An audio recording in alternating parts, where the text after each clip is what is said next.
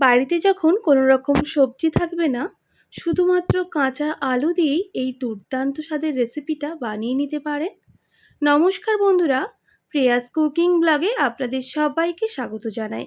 আজকে আমি কাঁচা আলু দিয়ে এক নতুন স্বাদের রেসিপি আপনাদের বানিয়ে দেখাবো।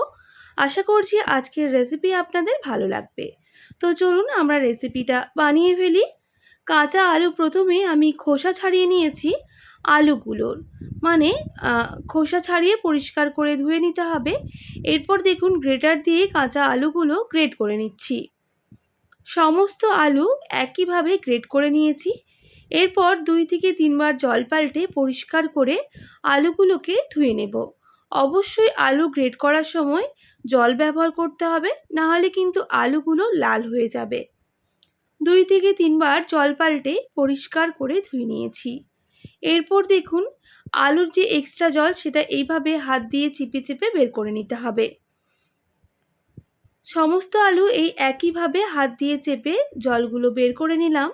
এরপর আলুটা একটু ম্যারিনেট করে নেব। আর দেখুন আলুগুলো কতটা ঝরঝরে হয়ে গেছে জলটা বের করে নেওয়ার ফলে। এরপর দেখুন দিয়ে দিচ্ছি ধনেপাতা কুচি, স্বাদ মতো লবণ, দিয়ে দেব সামান্য পরিমাপ জিরে গুঁড়ো, সামান্য পরিমাপ ধনে গুঁড়ো, আর দিয়ে দেব কালারের জন্য সামান্য কাশ্মীরি লঙ্কার গুঁড়ো, আর দিয়ে দিতে হবে 2 টেবিল চামচ বেসন। অবশ্যই বেসনটা পরিমাপ বুঝে দেবেন, আপনাদের যতটা লাগে। আমি 3টে আলু যেহেতু ব্যবহার করেছি তাই 2 টেবিল চামচ প্রথমে বেসনটা অ্যাড করছি। আর দিয়ে দেব 1 টেবিল চামচ কর্নফ্লাওয়ার।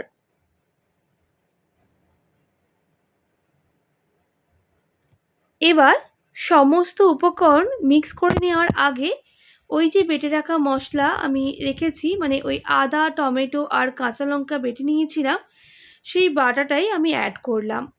তো সমস্ত উপকরণ খুব ভালো করে মিক্স করে নিতে হবে।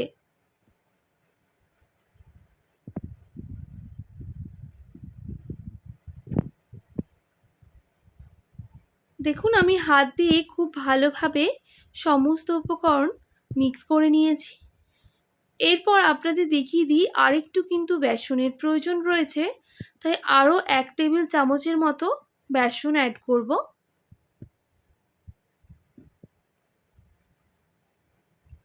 আর সঙ্গে সামান্য পরিমাপ সর্ষের তেল দেব। আর দিয়ে দিতে হবে সামান্য পরিমাপ গরম মশলার গুঁড়ো। এবার সমস্ত উপকরণ আবারও খুব ভালো করে মেখে নিতে হবে।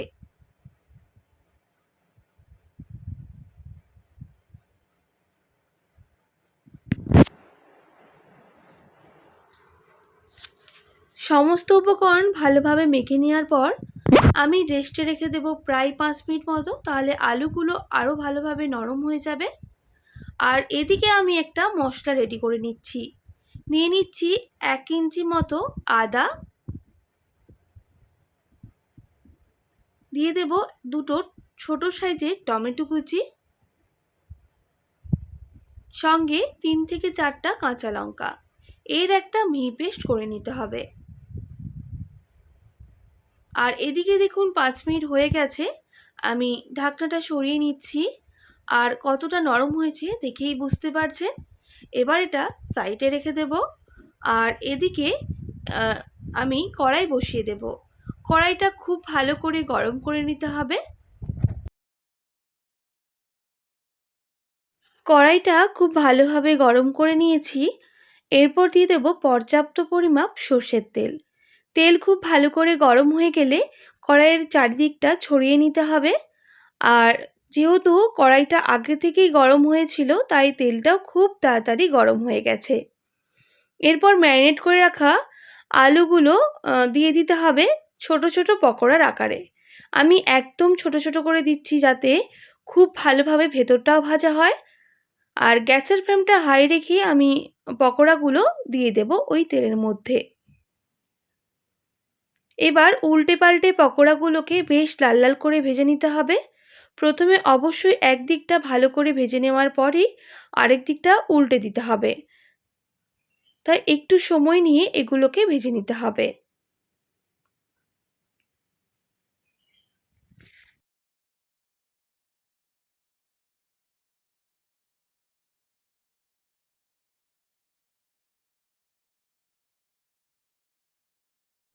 দেখুন বন্ধুরা, একটু সময় নিয়ে আমি সমস্ত পকোড়াগুলোকেই দেখুন উল্টে নিচ্ছি। যেহেতু একদিকটা একটু লালচে হয়ে ভাজা হয়ে গেছে, আরেক দিকটাও এই একইভাবে ভেজে নিতে হবে। তাহলে অনেকটাই কিন্তু এগুলো ক্রাঞ্চি হবে।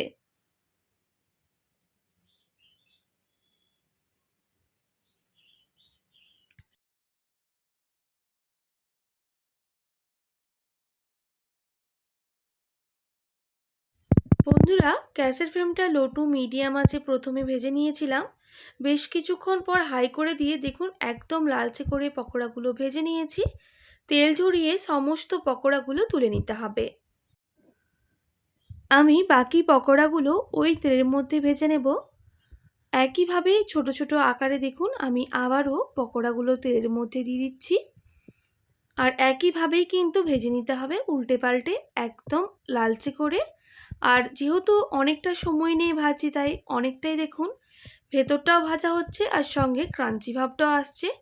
অবশ্যই এইভাবেই কিন্তু পকোড়াগুলোকে ভেজে নিতে হবে একটু সময় নিয়ে। যেহেতু কাঁচা আলু তাই ভাজতে সময় লাগবে, হাতে একটু সময় রেখে এইগুলোকে কিন্তু ভেজে নেবেন।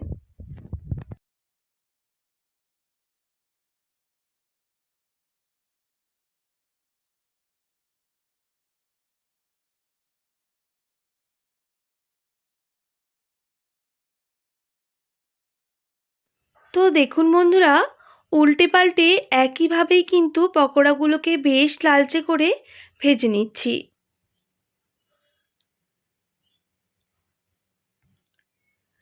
এবার তেল ঝরিয়ে পকোড়াগুলোকে তুলে নেব, যেহেতু এগুলো খুব ভালোভাবে ভাজা হয়ে গেছে।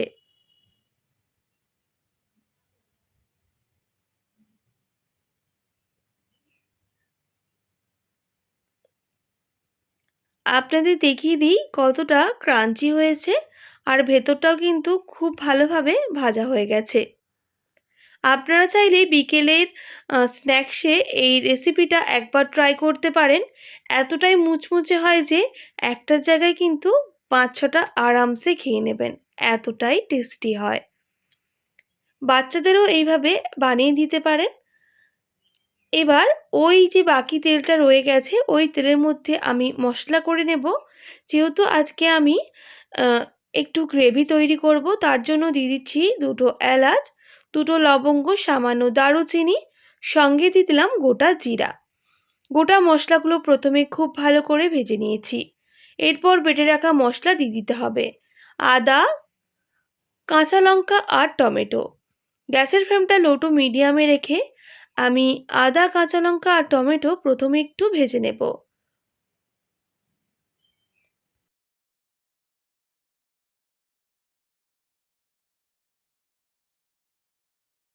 তো দেখুন বন্ধুরা, একটু সময় নিয়ে আদা আর কাঁচা লঙ্কা আর টমেটো আমি ভেজে নিয়েছি গ্যাসের ফ্লেমটা লো টু মিডিয়ামে রেখে।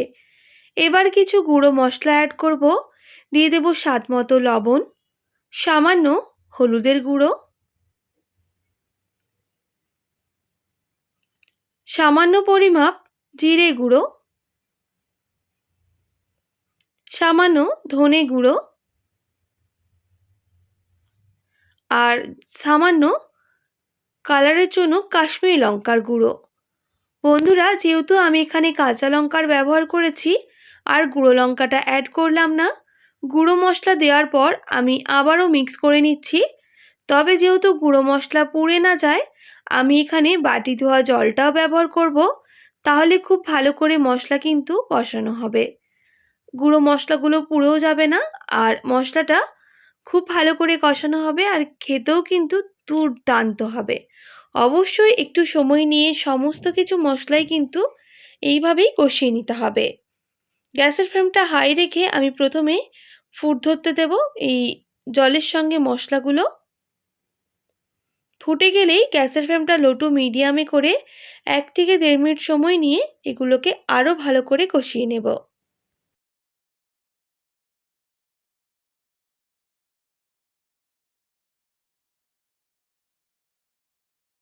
1.5 থেকে 2 মিনিট পর দেখুন মশলা কিন্তু জলটা শুকনো হয়ে কষানো হয়ে এসেছে, সাইড থেকে তেল ছাড়াও শুরু করে দিয়েছে। এবার দিয়ে দেব 2 টেবিল চামচ ফ্যাটানো টক দই। টক দই দেওয়ার পর গ্যাসের ফ্লেমটা একদম মিডিয়ামে করে মশলার সাথে আমি মিক্স করে নিচ্ছি।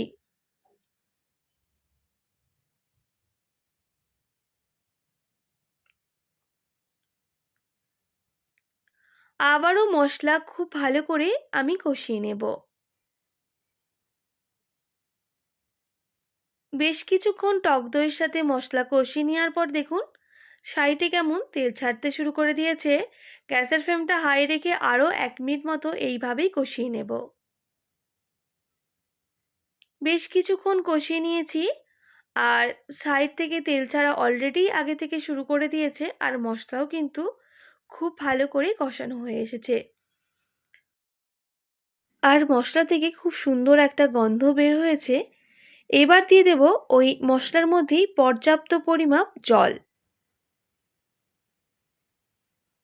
আমি বড় বাটির মাপ করে প্রায় 1.5 বাটি মতো জলের ব্যবহার করেছি। গ্যাসের ফ্লেমটা হাই রেখে মশলার সাথে খুব ভালো করে জলটা মিক্স করে নিতে হবে, আর বেশ কিছুক্ষণ ফুটার জন্য অপেক্ষা করতে হবে।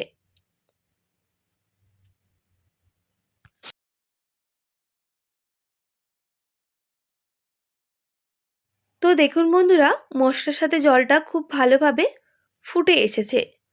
গ্যাসের ফ্লেমটা হাই রেখে আরও 1 মিনিট মতো এইভাবেই ফুটিয়ে নেব।